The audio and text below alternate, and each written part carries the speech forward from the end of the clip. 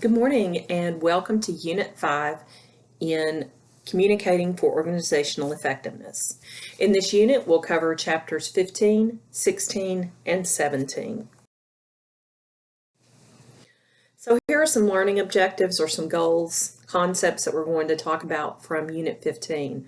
We are going to talk about power, we're going to talk about politicking, and we're going to talk about generally just communicating with people for change. So let's start with the types of power. If you're a communication or a psychology student, I'm sure you are aware with French and Raven's 5 typologies of power. And we're going to look at those, but we're going to look at some different kinds in this chapter. So we have formal power, and this is the one that includes French and Raven's different type of power bases. But power is basically processes that are given to you or someone on the basis of your position in the organization. And we'll come back and we'll look at those 5 different types. There's also another type of power that's called information power. And I'm sure you know someone like this in your organization, but they have access to vital information and they have control over how it's distributed to others. So a person in this position would use it to influence others and the goals that they're trying to achieve. Another type of power is personal power or informal power. And this is derived from the qualities that a person has or how we view that person. So generally we talk about someone with personal power or informal power as being charismatic. That is, they relate well to others, they're easy to talk to, they're interpersonally attractive in some way. So these type of people can influence people in numerous ways. So let's look at organizational politics for a minute, or politicking, because of course politics are directly related to power. And in politicking in an organization, that is just using your power and or information that you have to reach your goals. It does sound a lot like power, but it's a little different, as you'll see. So because you advocate for your interest in a way that meets your needs and the organization's needs. So it's twofold. It's not just about you, but it's also about the organization. People who are really good at politicking, and I'm sure you see these at work, they are fully engaged or absorbed into the life of the organization. In other words, they seem to know so many people in many different departments, right? You see them everywhere, people know them. They understand what the issues are within the organization and within the larger industry itself and the stakeholders that affect the organization. They usually exercise judgment when making decisions. And thinking about how effective someone can be at politicking depends on what we call their locus of control. And that's your belief regarding how much control you have over external events or the external environment. So, in other words, you probably have a good amount of self-confidence, because if you have a strong locus of control, you believe that your actions will have a direct impact on what's going on around you or the people around you. You can influence them. And you also recognize when there are things that you can't control. So, and you're okay with that. So that's called a strong locus of control. A weak locus of control would be the exact opposite of this. This is someone who really thinks they cannot affect change in any way that matters, and that they have very little control over what happens to them in their life. Now, with politicking, we're going to talk about it in a positive way, but you also need to keep in mind that it can be perceived negatively, because you see those people who politic that are really motivated primarily by self-interest, and maybe the organization kind of comes maybe second, maybe third on their list. And you see people that act irrational because of this self behavior.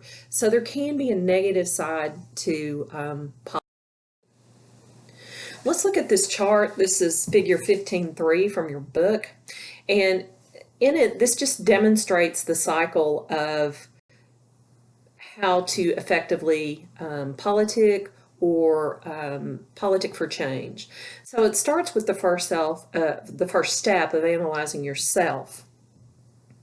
Who are you? What are your needs? What do you want? What are your goals? And then it folds into being able to read others. And this fits in perfectly within communication, right? Because we're looking at both verbal and nonverbal communication. So reading others, what am I talking about here? Well, nonverbals. What is their body language saying to you? What are their words saying to you? Assessing the organization, in other words, having a very realistic picture of the environment that you're in. Managing impressions. We'll talk more about this one in a minute. And then managing information. So again, analyzing yourself. Understand your power base and determine the power base that would suit the situation or person with whom you're interacting. So it requires analysis. It's not just an impulsive thing to jump up and say, I'm going to campaign for this or, try and reach this goal. You really have to think it through about the steps that you're going to take. So we'll talk about that. Reading others, pay attention. Again, I'm talking about communication here. So we've got verbal communication, nonverbal communication. How do others seem to perceive you? In other words, what is their response to you when they talk to you? Do they treat you like a colleague? Do they treat you like you're not a colleague, or that they have more influence than you do? Look at their reaction to what's being said to them, and then think about what motivates them. So you have to know a little bit about people. And I think the most important tip here is to rely on your instincts to quickly assess a person. Sometimes we dismiss this, but I think relying on your instincts is usually a good measurement of how you perceive another person. So I don't think it's wrong. I don't think it's everything, but I don't think it's wrong to rely on your instincts at all. Assessing the organization, basically observe and listen to what's going on around you. Understand the norms and the culture in your organization. And then choose wisely about what you're going to politic for. Weigh the potential consequences of the goal that you want to achieve. Save your political moves for important actions or causes. And then think about timing. When is a good time? Probably a corporate merger is not a good time to politic for something.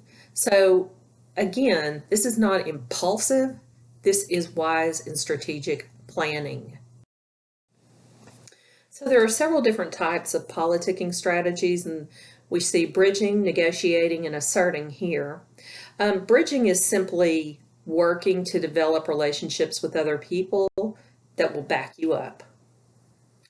Negotiating, we all know, that's compromising or making assessments or making concessions with others that you need to help you. And asserting, women have the most trouble with this, in my opinion, especially Southern women. We seem to want to apologize or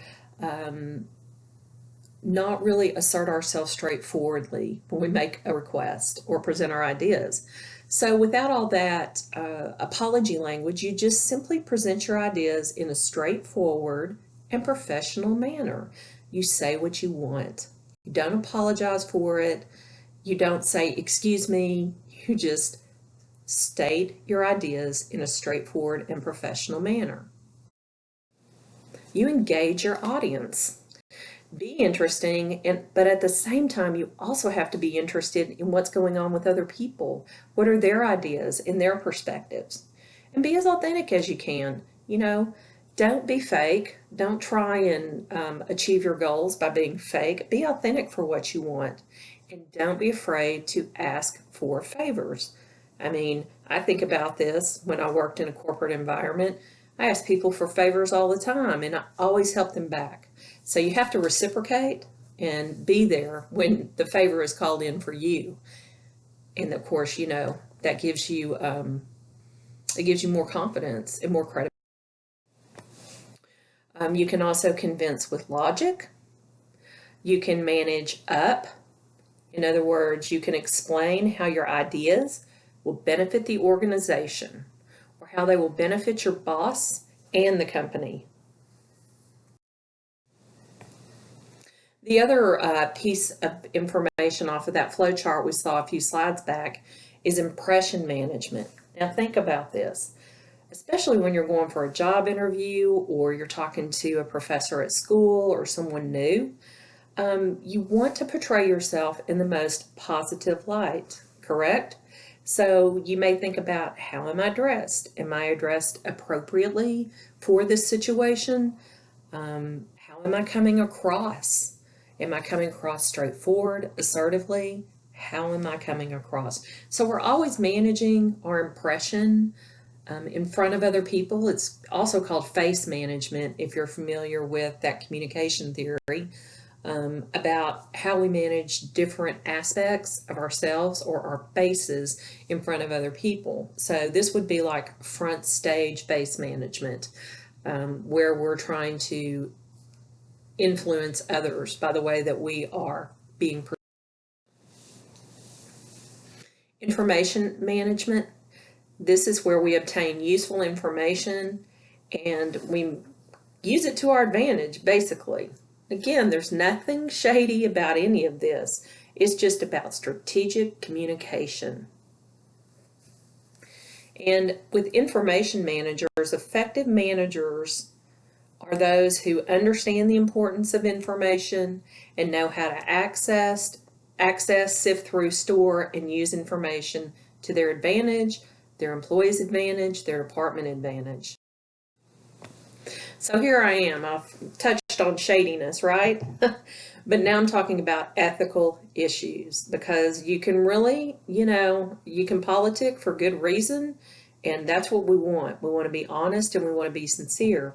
But we also know that there are people who do not do this, and they can be considered what we call Machiavellian.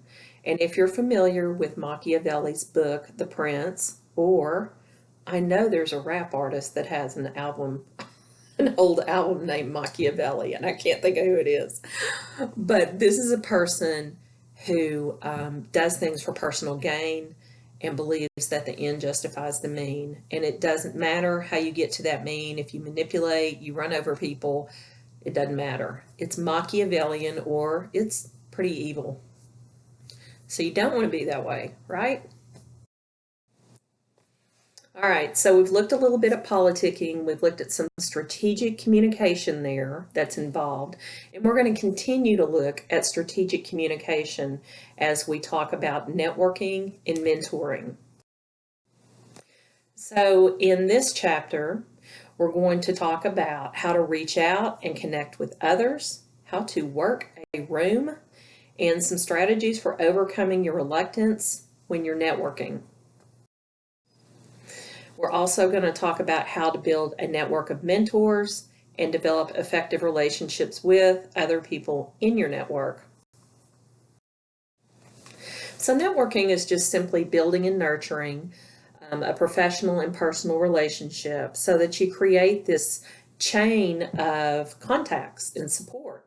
So, I'm going to say it, but if you're not on LinkedIn, consider getting on LinkedIn.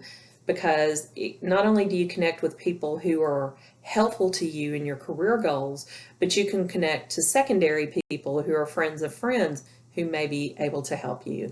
My husband has used LinkedIn in a lot of different ways when he's looking for career advancement. He's talked to people he doesn't even know, but he's talked to them about industries that or facets of the industry that he's interested in working in, and gotten really good feedback. So be bold and ask.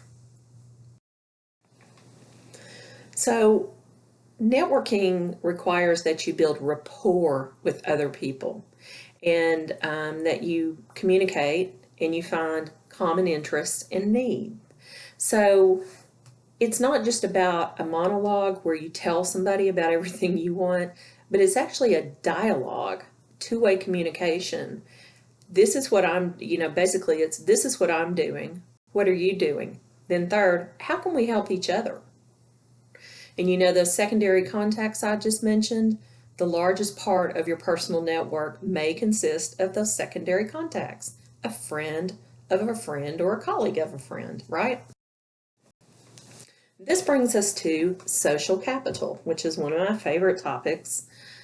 These are resources that result from from networking, and they provide the following advantages. When you build your social capital and think about, is it social exchange theory? I'm trying to remember. It may be social exchange theory. Here I'm looking in my theory textbook, but social exchange theory is a good foundation to think about this as we're talking about this strategic communication. How can I help you and how can you help me? Is it beneficial for me or more costly for me to have this relationship with you? With social capital, you can gain new ideas and information, job opportunities, social support, and look at new organizations that maybe you didn't even know existed. So it's that building that network that leads to the social capital that will help you. Helps you to network to find a job or change careers. Of course, your primary network is going to consist of people that you know personally, or that you're colleagues with. And your secondary, I've already mentioned and explained. And then you can also network using an information interview, which is one of the assignments that I have students do in my interviewing class.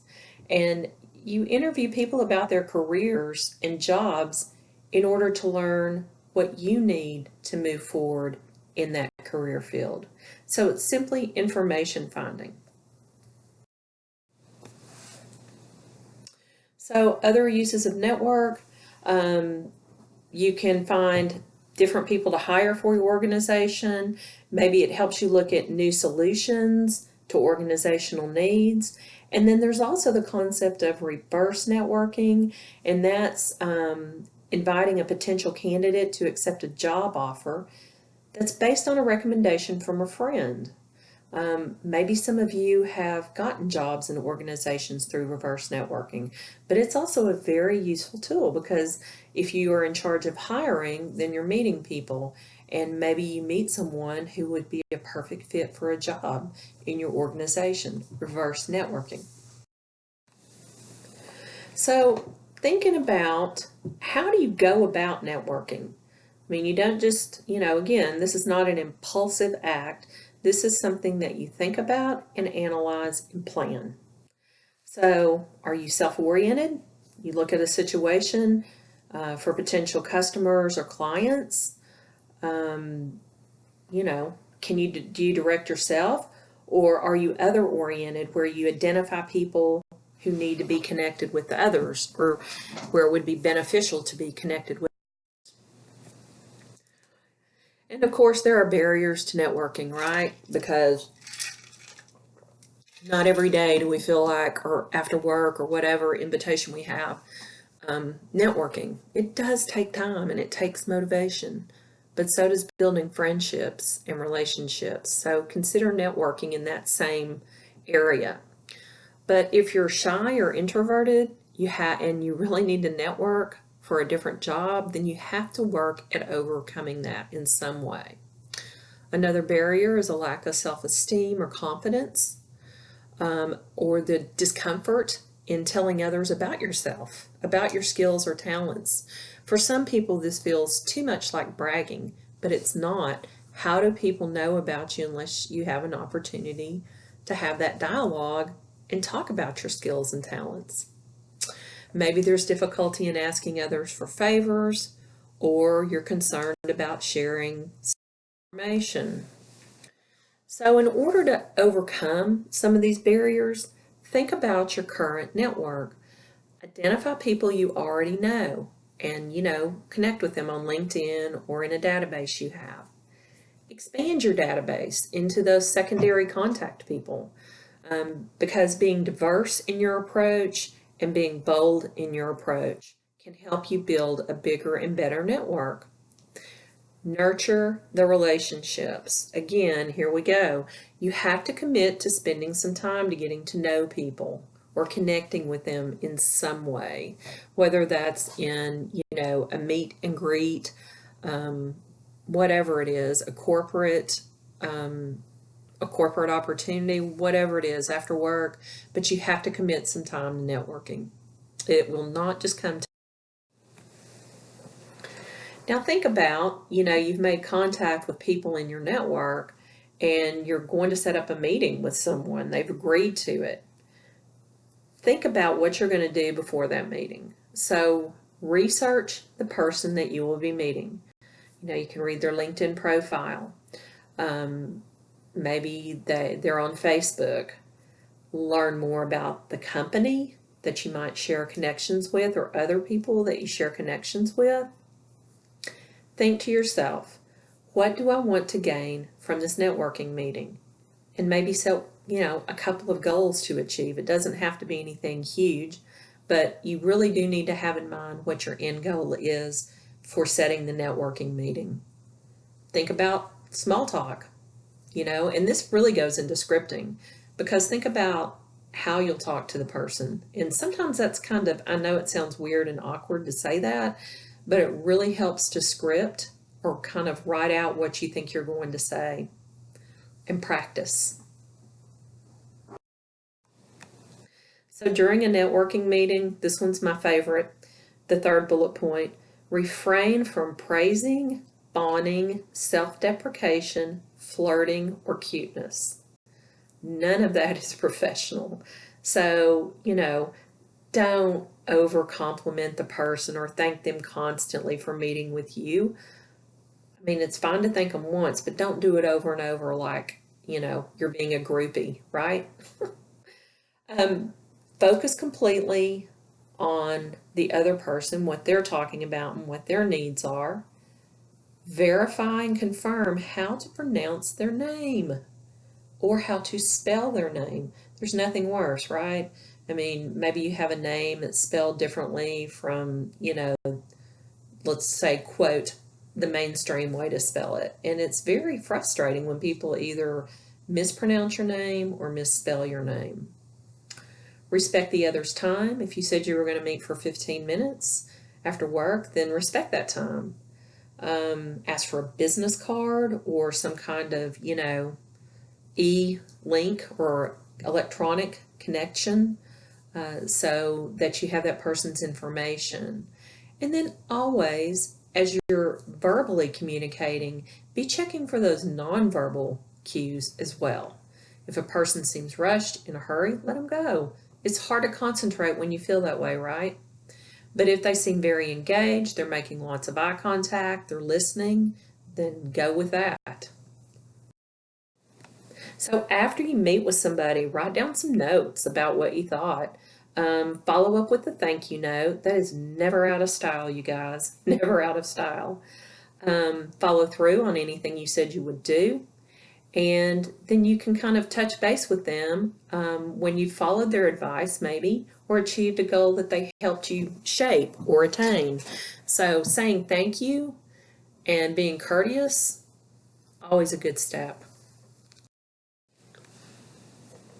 So the next thing we want to talk about is mentoring.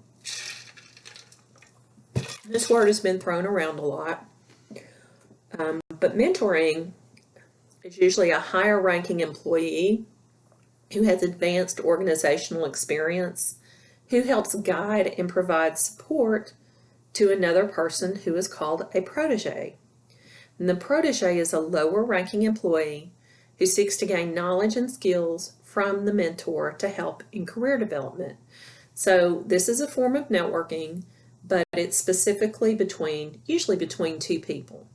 And it's someone experienced helping someone less experienced. It helps the protege with the socialization process in an organization, And it also helps junior members acculturate into an organization. In other words, learn and adapt to the norms of an organization. It also helps with your career. It fulfills certain career functions and psychological functions. It can give you coaching. It can provide you with coaching, challenging assignments, and career strategizing. So I know a lot of people who take jobs and they think, and they set their goal, well, within a year I'm going to be doing this. So mentoring can help you fulfill these career functions, because if you have someone behind you that's supportive, then it helps that locus of control that we talked about in the last chapter, and that confidence that you have. There are psychological functions that are also fulfilled through mentoring. Role modeling, you learn what's effective organizational behavior, you gain friendship, you get personal feedback. So all of this builds into helping you feel more confident and effective in whatever professional role. And of course, proteges, career and leadership development. I like the identification of skill gaps, because if you're constantly seeking, or not constantly, but if you're asking for feedback from your mentor, maybe they can step back and assess and tell you what you need to work on to be stronger in that area. So there are many benefits for proteges. And then, of course, for mentoring, it just improves their leadership and communication skills. It can help mentors develop more patience and understanding. They get to know people maybe who are culturally, socially, and economically different from themselves. And it fulfills that basic human need to help other people. And I think we all have that to some degree or another inside of us. There are also alternative forms of mentoring I want to mention. We have peer mentoring. I've used this sometimes in my online classes and in my face-to-face classes. And where usually it's a student who is stronger works with a student who is not as strong in academics, and they help each other in different ways. You can also have virtual mentors. These are just people who are simply available through electronic means, whether that's texting, email, LinkedIn, but virtual mentors. Those are also people to have. Now we have different types of mentoring relationships. So we have formal mentors and we have informal mentors. But formal mentors are maybe arranged through a matching process. They have a specific time frame, a time maybe that the relationship will end. There's a reason, there are goals that are set. So those are very structured. Now, informal or peer relationship mentoring develops spontaneously. The mentor and the protege find each other and they figure out the terms of their relationship. That's usually the way mentoring has happened for me, is through the informal or peer relationship process. I think of the boss that I had for the longest time, and that was how our mentoring relationship developed. And I watched her and I soaked up everything that she modeled in her positive behavior, and I asked her for feedback. So I don't think I've ever had a formal mentor. Be great to have, though. All right, so let's move on to chapter 17, and we're going to talk about coaching and feedback to go with the strategic communication. So we're going to talk about the coaching and feedback. We're going to look at techniques and strategies, and we're going to talk about the benefits, or how constructive feedback can be. So coaching. So that is a mean for managers or others to provide their employees with guidance, insight, and encouragement through frequent interaction.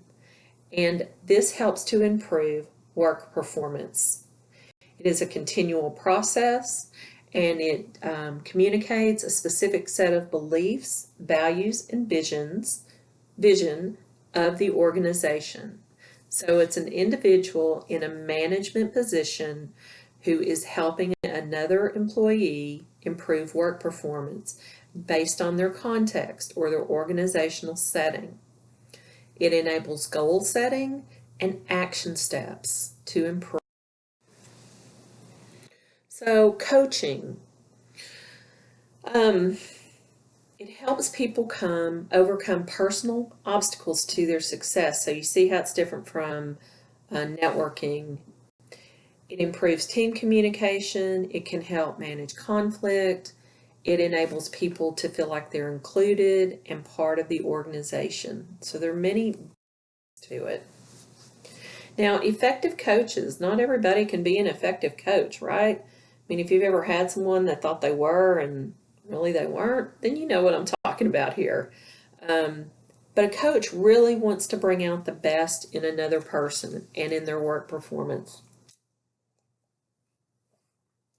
A coach is able to give constructive and positive feedback. Now, constructive feedback, it can be critical and focus on weaknesses, but it's positive in how that person can improve.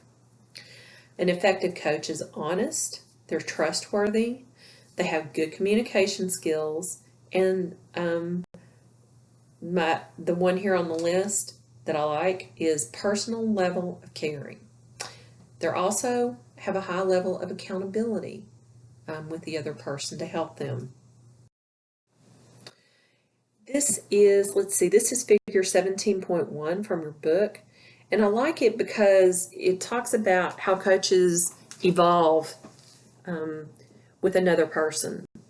So moving from this dependent phase where you're telling, instructing, and advising another person to independent, where the other person is clarifying, asking for advice, and then it gives way to employee change. So it moves somebody, a coach can move somebody from being from dependent to independent to change if they're a very effective coach and if the other person is really using their feedback. Which, okay, pop culture moment here. This kind of reminds me of The Voice. If anybody watches The Voice on TV, I happened to catch it the other night. But I think about like when the voice coaches have chosen a singer they want to work with, and how they give them advice on how to improve their performance. And then the singer comes back and has improved, and the coach always remarks on it. So if you haven't watched The Voice, it's a really good use of coaching on that show. All right, pop culture moment over there. All right, so leadership behaviors. We have supportive behaviors and initiating behaviors. These are in your book, but I just wanted to call them to your attention so that when you have a minute, you can go back through and look at them. Because there is some really good advice here. Now here's a coaching template, and I like this too because it gives you structure on how to approach and how to participate. So it's just about using your time effectively. So your first stage is to set expectations and discuss the reasons for coaching. What are the expectations of the outcome, and how does it connect to the organization? Questions and listening. So you would get the other person's input, their ideas, and what their clarification is on their expectation for meeting their goals. And then in stage 3, you would discuss action steps and agree on those on how to accomplish change. And I'm just showing you this chart because your book mentions that there's a difference between coaching and counseling, and I think that's a little bit self-obvious, but when you have a minute, look through here and do a comparison, because there really is a big difference. All right, so as a coach, you can help others set goals, obviously, and make sure that they contain those SMART elements, that acronym that we talked about before: specific, measurable, achievable, and attainable, realistic and time-bound, smart. And then here are the steps for helping others decide their goal. And this is very concrete. So you can brainstorm this with that person, but then you're going to write down some concrete action and concrete goal. So for example, I want to reach the goal of being, in a different division within 6 months. How will I do that? What actions will be taken to help in that goal? So you've got to schedule meetings, you've got to assess, and you have to really commit to this. And here's the feedback. As you're going through the process, you have to, as a coach, provide very definite feedback. It's not enough to say, that was great. You have to tell the person why it's good, why they succeeded, etc. So it gives the other person a chance to compare how they performed in the past with how they're performing now.